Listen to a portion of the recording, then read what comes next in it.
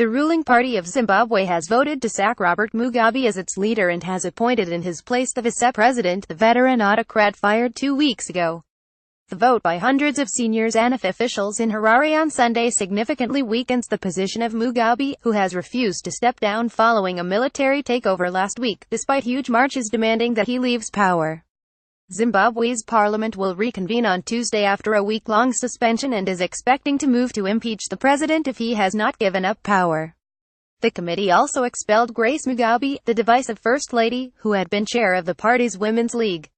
When the motion was passed, removing Mugabe from the head of the party and reinstating Emmerson Mnangagwa to replace him, the hall broke into cheers and dance.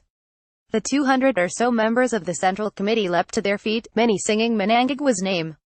"This is the day that is defining the new birth and development of our country," said Mike Madiro, chairman of one of the provincial party branches that had formally set Mugabe's dethroning in motion. Chris Mavangwa, head of the powerful War Veterans Association, said Mugabe was running out of time to negotiate his departure and should leave the country while he could. "We are going all the way," Mavangwa said. "He's trying to bargain for a dignified exit." The ZanuPF Central Committee appointed Mnangagwa, the 75-year-old vice-president who was fired by Mugabe almost 2 weeks ago, as its new interim leader. Mugabe's sacking of Mnangagwa precipitated the crisis, with Mnangagwa and the army rapidly launching a previously planned takeover. Mnangagwa is widely expected to take power when Mugabe leaves office. A second round of talks on Sunday morning between Mugabe and the army commanders who led the takeover was inconclusive. According to sources close to the military, the president, who has been kept under house arrest in his sprawling residence in Harare, continues to argue that the takeover is illegal and wants to be allowed to remain in power until the end of his presidential mandate next year. Elections are due to be held before August. A source said that Mugabe believed regional powers, who have not explicitly backed the military takeover and have called for the crisis to be solved constitutionally, would support him. But few options are now open to the autocrat, who has ruled Zimbabwe through a mixture of coercion, bribery and revolutionary rhetoric for nearly 4 decades. Support in some branches of the security establishment, such as the police, has evaporated and high-profile political supporters have been detained. The military has said it has no intention of staying in power. Army commanders worked closely with Mnangagwa before the takeover. Mnangagwa is a former intelligence chief and veteran ZanuPF official who was responsible for the repression of opposition parties in successive elections between 2000 and 2008.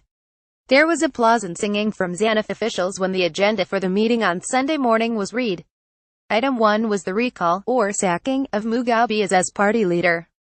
The role of Robert Mugabe, the finance minister long seen as a loyal associate of Mugabe who had substantially benefited from his rule, prompted widespread comment.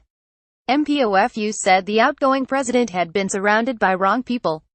His words echoed those of the military commanders who claim last week's takeover was necessary to remove criminals close to the president, a reference to Grace Mugabe and her G40 faction. Opposition leaders in Zimbabwe have called for the formation of an inclusive transitional government but risk being sidelined by the powerful army and ZanuPF. There are also concerns that the military will maintain significant influence in the future.